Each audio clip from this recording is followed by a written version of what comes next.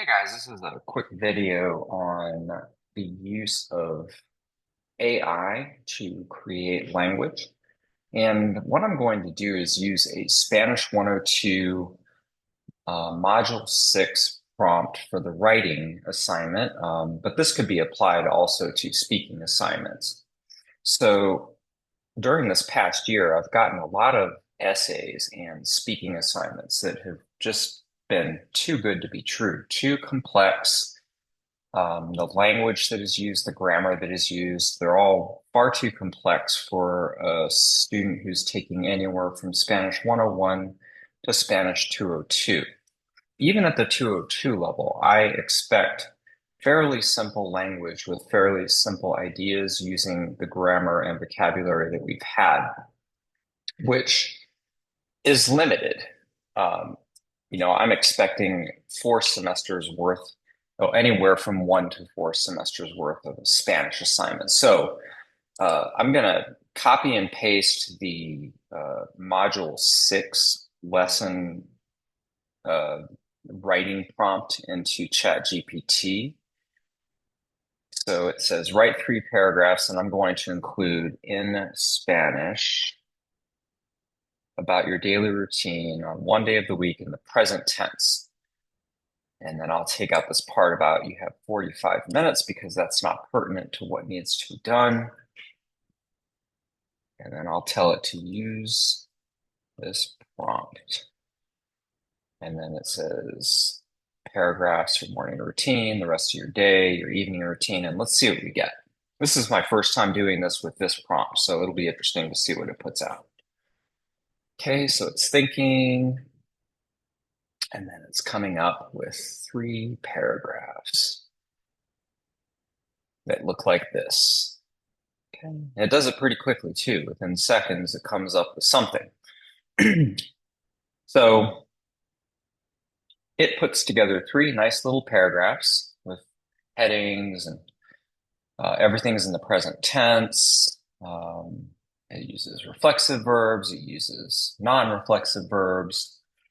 And here's the deal. Everything is perfect. Okay, there's no mistakes. It's all the spelling is correct, the grammar is correct, it's perfect. But when I read through something like this, I get the sensation that something isn't right because number one, it's perfect. And number two, it uses a lot of language. It has a lot of descriptions, uh, things that students wouldn't typically say. Okay, for example, we start off really good here. Los lunes me despierto a las 6 de la mañana y me levanto de la cama lentamente. I get up from the bed slowly, right? That's not something that a student would typically say. Luego me ducho con agua caliente para despertarme completamente. Hey, I take a shower with hot water to wake myself up completely. Again, not something that a student would say. And so this is what the AI does.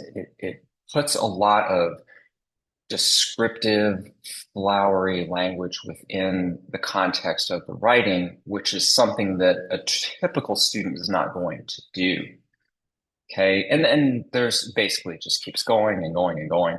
And it creates this work of art that's perfect, but far beyond the capability of a Spanish 101, 102, in this case, 102, 201 or 202 student.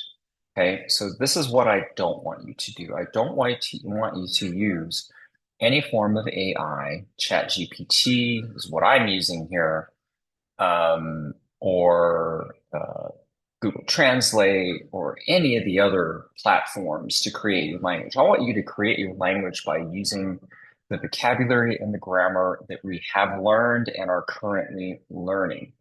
And I expect to see mistakes. Mistakes are a good thing. I want students to know that mistakes are necessary, because when you make mistakes and someone points them out and they correct them, that's how your brain processes it and learns. It says, okay, this is what I shouldn't do.